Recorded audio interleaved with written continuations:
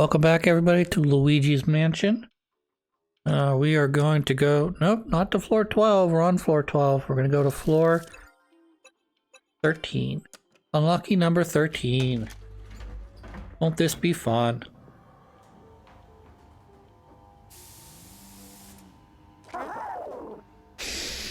Oh, I've reached the gym. Or something else that has a dumbbell-esque thing to it. That's very smart, Luigi, but you're not in a firefight situation, so you don't have to worry about getting hit from the left from your blind spot.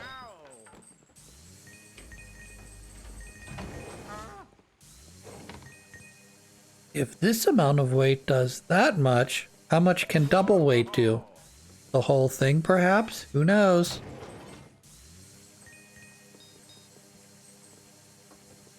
We will add the Luigi here in a second and open the whole thing. And then we'll gather up this first of 6 trophies. Not that trophy that just broke, but the one that's yummy and looks like that. Boop, right on Luigi. Good job, Luigi. You caught it with your face.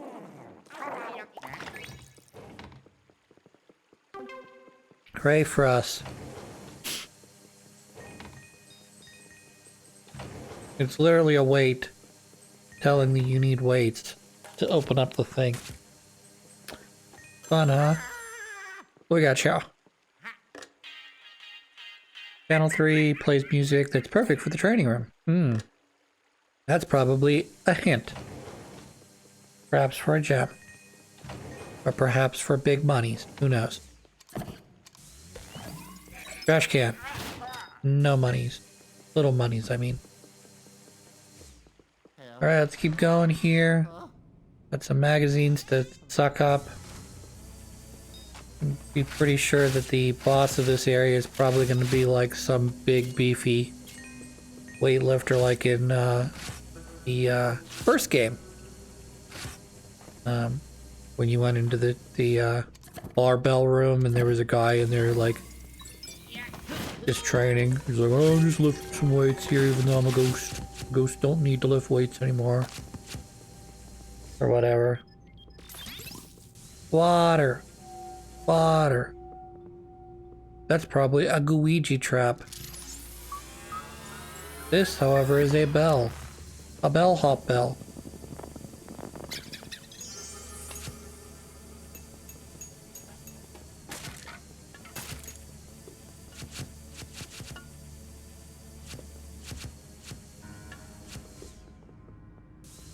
Plus, the game just gave me a hint that I need to do things channel 3. I don't know. It's probably not the right area for that hint. Oh my, there's so much under here. I like how there's this little like diffuser here.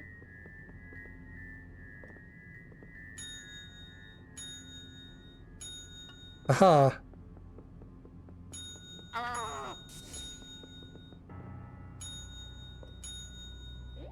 Gotcha.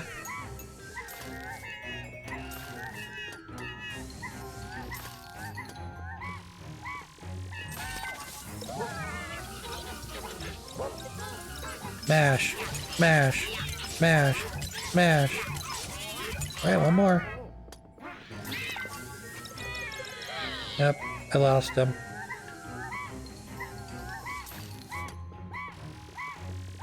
The one thing with the crystal ghosts, they seem to, much like the purple ghosts, they tend to, you don't have like a good hold on them, they tend to slip away from you. However, they're not difficult to defeat, so here's gem number 2. Alright, 2 different doors here. Try this one first. Little fire hydrant full of money. As I will remind everyone, your fire hydrants are not filled with money. They're filled with fire propellant gases or foam, depending on what type of fire extinguisher you have. Because obviously you don't want to use, well, I don't think there are any fire extinguishers that spray water, but you definitely don't want to use water on a grease fire. And you definitely want to just basically try to choke out the flames by depriving it of oxygen or fuel.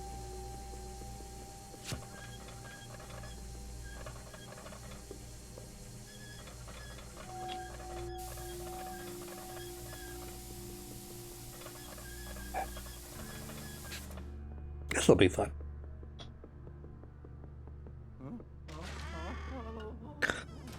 All right. Look in the window.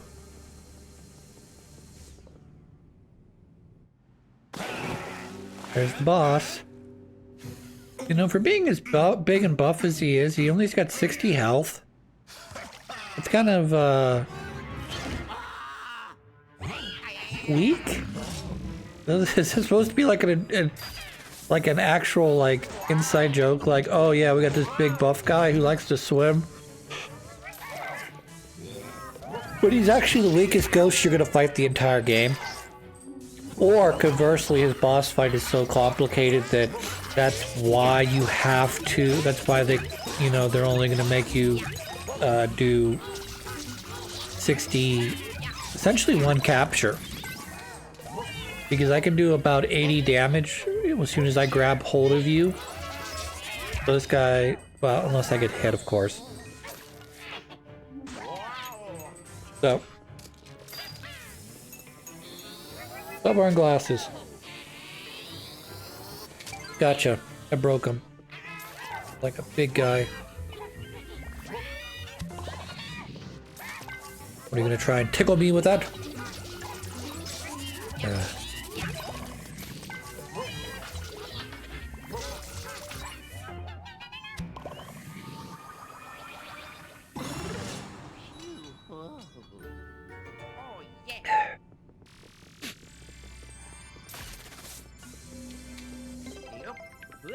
Yeah, Luigi, we got the big key. Except all the keys are big. What else? We're coming into my favorite time of the year, which is holiday time. Unfortunately, due to the lack of sunlight, I tend to feel bluesy woozy, which hopefully won't affect some of these recordings as we go into December. But I always get the lack of sunshine thing, vitamin D, whatever it is, where you're like,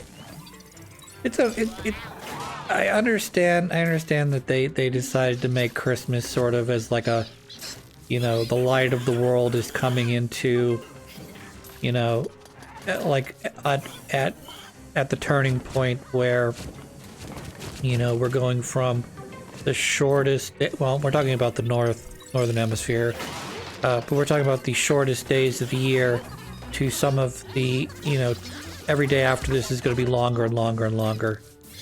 Well, not right now, but, you know, in about 2 months. So, you know, we're getting, you know, after the 21st, you start getting longer and longer days, which is great. And then you get Christmas is sort of a somewhat celebration of that. I mean, it's obviously, you're supposed to be celebrating the birth of Jesus, who's, again, the light of the world. So there's some of that. You know, obviously you get people who are anti-religious or anti-Christian, just basically say, oh, well, it's because the solstice is a pagan holiday. Like, yeah, well. In some ways, you're not wrong. I mean, they basically took probably some variation of some pagan holidays and sort of worked them into the calendar to help transition people over from, you know, the pagan religion to Christianity. But that being said, you know, one of the reason I bring that up at all is because those, like, Christmas is like some of the hardest time of the year for me because there's a combination of things that sort of weigh heavy on my mind. One, lack of sunlight makes me feel kind of, like I said, bluesy beforehand. And then I don't really like, I've mentioned this before, but I don't really like time markers. Like as the world continues to move forward, you know, you're another year older, you're another Christmas in, you know, and I try to enjoy the holidays for what they are, which is time for people to take time to get together, spend time together, you know, exchange presents.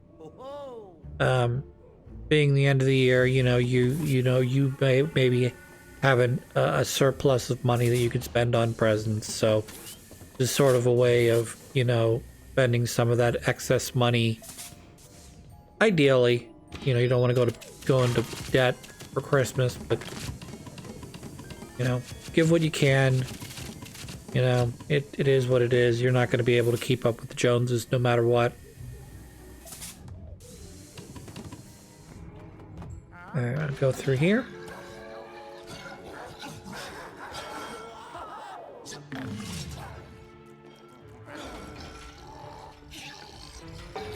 Gotcha, bitch.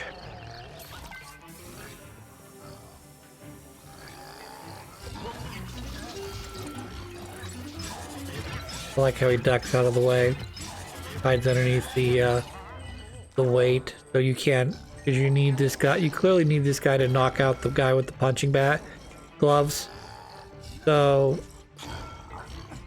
in order so that you're able to knock him out, which you'll only only throw the weights in this one area. You more or less have to like kind of do what I'm doing right now, which is guide him to this one area and then don't get mushed by this again. So then he drops the weights. Haha! That doesn't make any sense that didn't hurt you. Alright, we got you. I'll do another round of this and you'll be gone.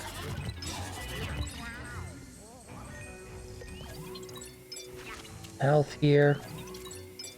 Not that I really need all that much of it because I'm at 79, but this is not the easiest. This is not the easiest battle to be doing. As you can see some of the reasons why you might struggle on this. Obviously, the guy with the boxing gloves can only be hurt by the guy with the weights. You know, even this guy, even though he's just a regular red dude, I mean, you see 20 damage every time he hits you. And then I keep sucking up the boxing gloves accidentally instead of his tail, which is what I want, so I can do this. So, you can see how easy it is to, between the two of them, to game over on that. You know, this one small section. Boop, nothing there. That's fine. We'll try the punching bag as well. Gloves, punching bag. Clearly, yeah, well, whatever. It doesn't look like it's going to do anything. But it keeps targeting it. Anywho.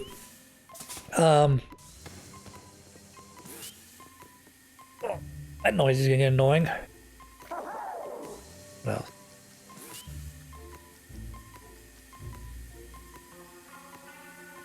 I know this is a fictional hotel, but like, I have like, and I know I joked about realism in my Luigi Mansion games. You know, why doesn't Luigi ever use the bathroom or get a shower? Yeah, because he doesn't need to, and also that's gross. I wouldn't really want that in my game. But you do have to kind of wonder about some of the the placement of some of these rooms. Like, one of the big reasons why if a hotel has a pool, generally there's nothing under it, and definitely nothing important like more hotel rooms underneath of it. They also tend to put the gym downstairs as well. So if you're making lots of noise, lifting weights, you know, hitting the, you know, the sandbag, you're not making, you know, low bass noise that thumps and keeps guests awake or whatever. What else?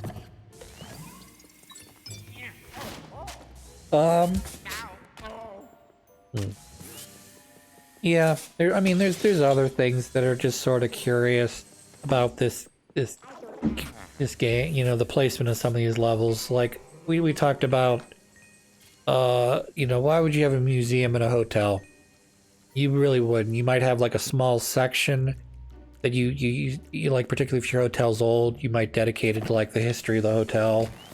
Like, this hotel used to be a speakeasy. And you can imagine that, you know, you might have a bar area or whatever, you know, for your guest, but those are all going to be like next to the lobby, you know.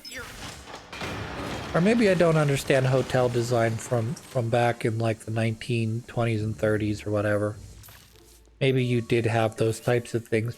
I just feel like, you know, if you're going to build a hotel and it's going to go up, you know, like a tower, you would try to put the things that are most worrisome on or aren't room related would be on the lower levels, and you would have your more important stuff like rooms on your upper levels so that your guests aren't being disturbed by noise or partying or whatever, you know.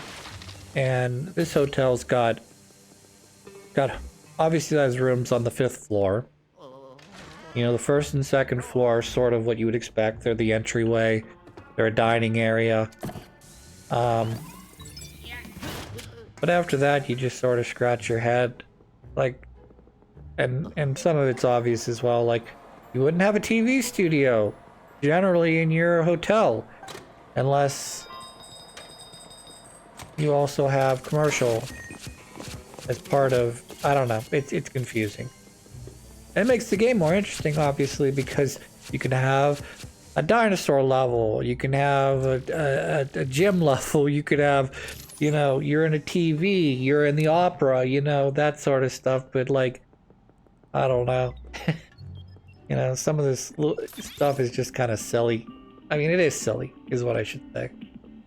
I mean, clearly, you know, peeling the leaves off of a tree isn't gonna sometimes have, you know, dollar bills attached to it, you know?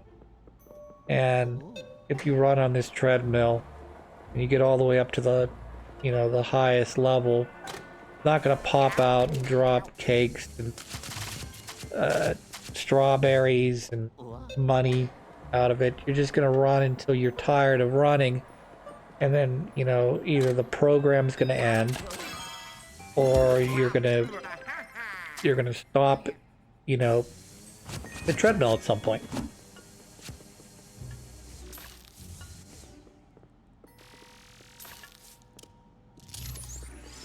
Ooh, there's a garbage can here. That's kind of weird. Unless this garbage can happens to have something important in it, like a gem. No, it just has money and garbage. And I guess that's kind of good. You know? I've got 64,000 gold.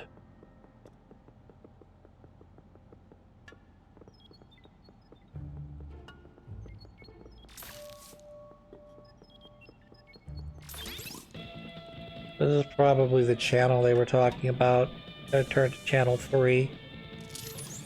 I'm changing the radio channels to see if anything changes out here. It doesn't look like anything's gonna change.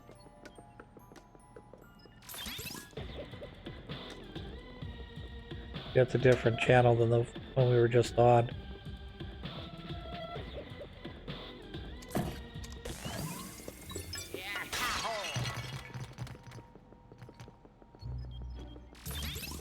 Also, I see the little...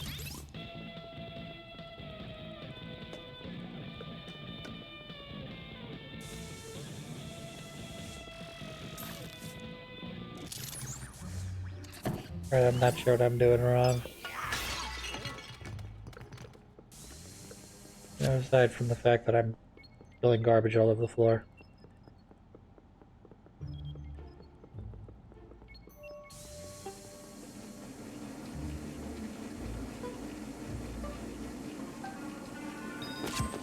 Oh, sweet.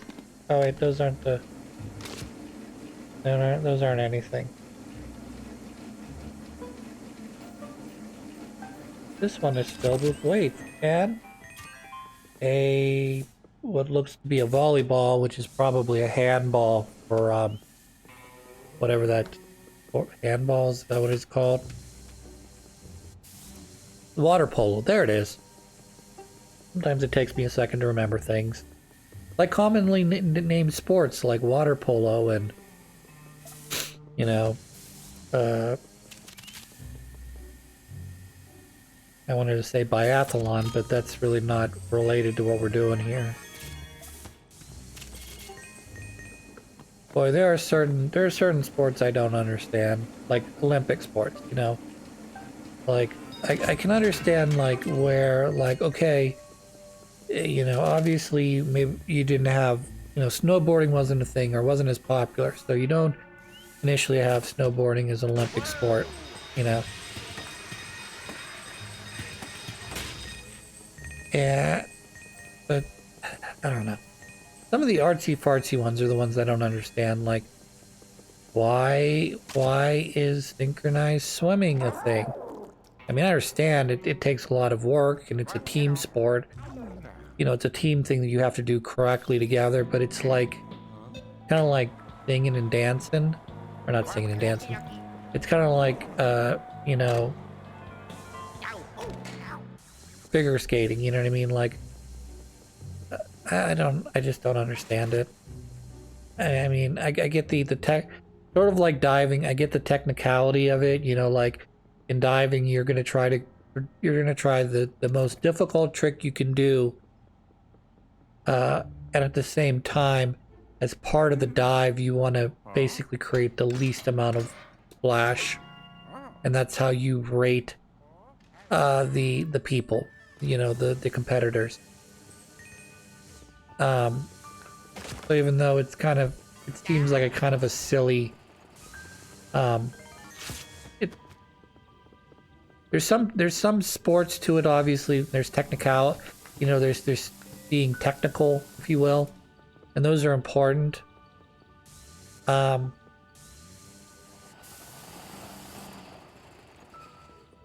like I said, some of the more subjective stuff is where I just don't understand it, you know.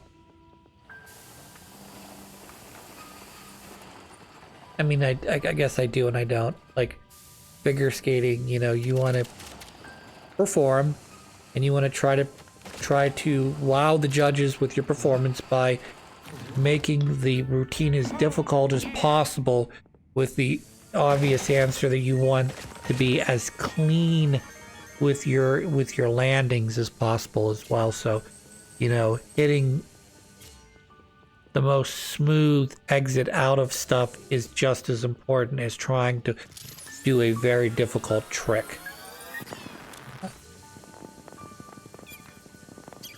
It's just, I suppose it'd be like, you know, if you're an American, okay, and you don't know anything about this, I'll give you an example. I don't know anything about the sport of cricket. It's similar to baseball, but it's nothing like baseball, obviously. Or vice versa. You try to explain to an English person or one of the Commonwealth nations that isn't Canada the rules of baseball and the terminologies and that sort of stuff. It would take a while for you to learn, not only for someone to explain the rules to you, but you to eventually learn the rules, the jargon, the whole kit and caboodle, if you will. And that would be me and some of these Olympic sports. I don't know. And then there's certain sports that come and go, like for instance, I don't even know. I'm like sort of drawing a blank here. Is like, for instance, is I believe tennis is an Olympic sport.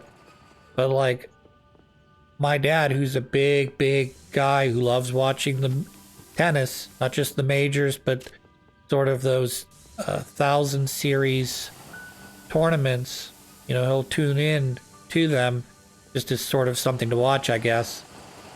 But he does not. He won't watch a lick of the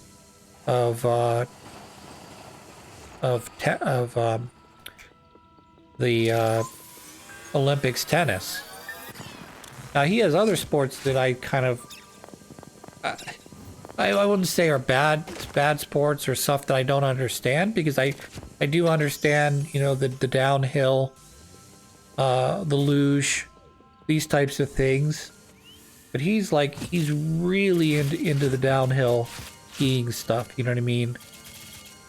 And boy, that stuff is just, that's I wouldn't say it's hard to watch, but when everybody's finishing within, you know, seconds of each other or split seconds of each other, it's just I'm you know, to spend all that time and learning the course and blah blah blah this and blah blah blah that, you know, to lose the, you know, the bobsled by a split second because,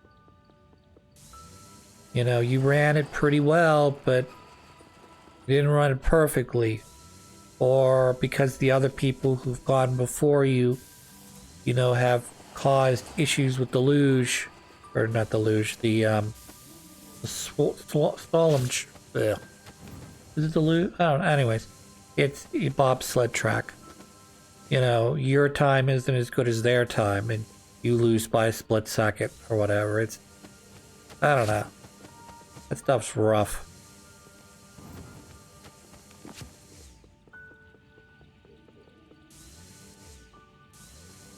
But then again, I'm, you know, as a, I don't know.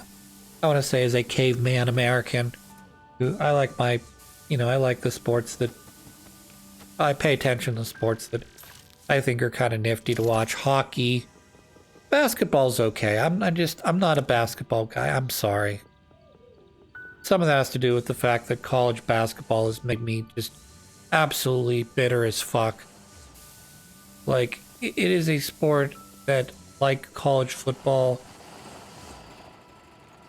well, unlike college football, any team at any given time can put together a squad of, I don't even know how many total people you have on a squad, let's say 10, college squad. And at any given time, you just need to draft the right couple players, and you could be right in the thick of the Final Four. And I understand coaching has a lot to do with it, but talent does as well, you know, getting the right group of guys around each other.